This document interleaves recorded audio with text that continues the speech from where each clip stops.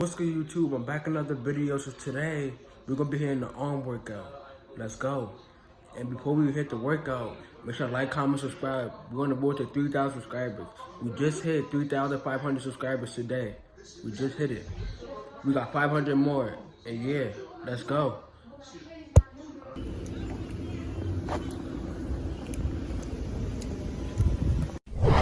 If you don't change what you're doing and how you do it, nothing else will change. Your biggest enemy is you. My whole book is about you battling yourself. People don't understand it's you against you. The only person that gets in your way is you. Nobody else.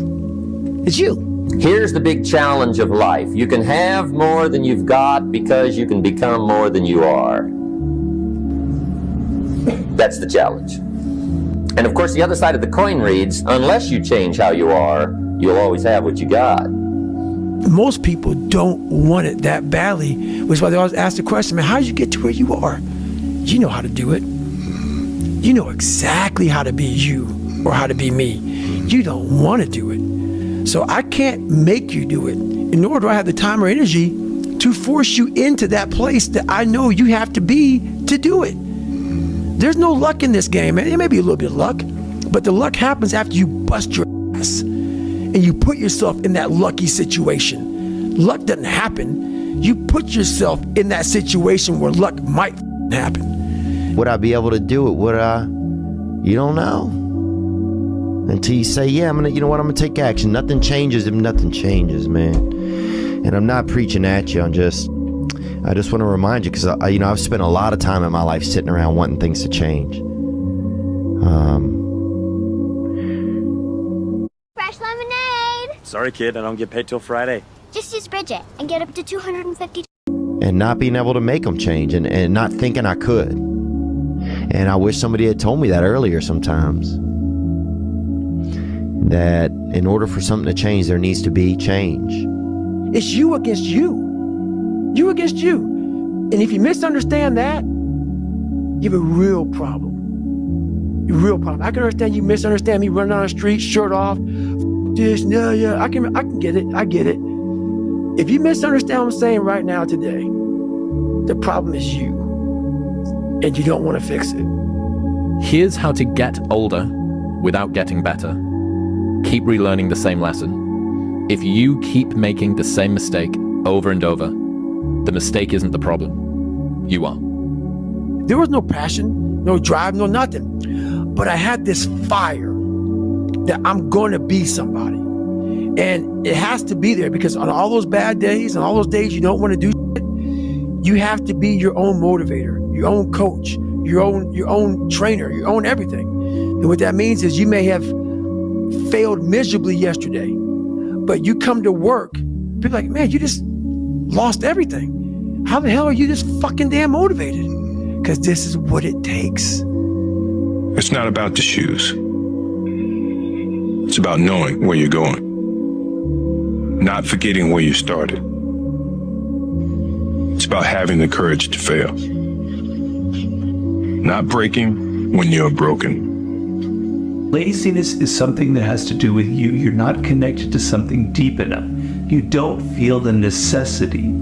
You don't feel the devil at your heels. You don't feel the fact that you could very well die tomorrow that will impel you to get something done. There's no necessity behind it. And the human animal, the way we were created, is when we feel pressure, we feel the necessity to get things done. We can move mountains. But when that pressure, almost like a barometric pressure, releases, and we don't feel the need to get something done, we can become incredibly lazy because there's no necessity. So you have to create necessity in your life. You have to create the need to get things done. Why do that much? Why go that far? Why try to become everything? That's a good question, why? And you're the only one personally that can answer that question for yourself. One of the big thrusts for success is to come up with a strong enough why. And if the why is powerful, the how is easy. If the vision isn't clear, the old prophet said, without a vision we die, without a vision we perish, without a dream we're nothing. Most people, the bottom 80%, are lazy. They're looking for an easy way. They're looking for a shortcut to be successful, and there aren't any. But if you do something repeatedly over and over, you develop a habit. So most people are in the habit of looking for easy ways to get the things they want. It's almost like you have to have the ability to go to the deep end no matter whether or not you'll ever go there. Right. Yes. And some people are like, well, I'm never going to go to the deep end. Mm-hmm. But you should be able to. Yes. What are you willing to give up? What are you willing to sacrifice? What are you willing to forgo? If you're struggling, if you're frustrated with yourself, if you're at that point where you're so sick of yourself and your excuses, I've been there, Stephen's been there. This is a normal part of the human experience. And at some point, either the pain is going to get big enough, or you're going to bump into somebody's story somewhere on this planet who has been in the position that you're in right now, facing the stuff that you're facing right now.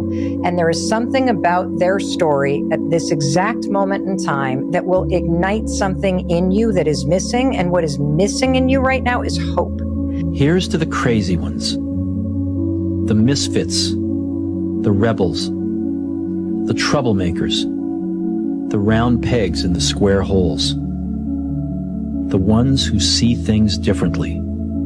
They're not fond of rules, and they have no respect for the status quo. You can quote them, disagree with them, glorify or vilify them. About the only thing you can't do is ignore them, because they change things. They push the human race forward. While some may see them as the crazy ones, we see genius. Because the people who are crazy enough to think they can change the world are the ones who do. Playing out the fear, Layla says this, and I love it, but that fear is a mile wide and an inch deep. And so it looks like this ocean that you're going to step into and drown. But as soon as you step into it, you realize it was not that deep at all, and you can keep walking through it. And I just love that visual, because a lot of times when it's like we have this anxiety around this big decision we have to make, if you actually take the step and realize that it's not death, you're not going to drown immediately. There's plenty of other steps you can take from there. God don't mind the background, but this is what I eat after I work out. I can do this. Strawberries, Once you shut your mind down grapes, to and possibility oranges. it can be achieved, you know what can happen. And yeah, make sure I like, comment, subscribe. We'll see you tomorrow. Let's go. Living through a situation of any sort.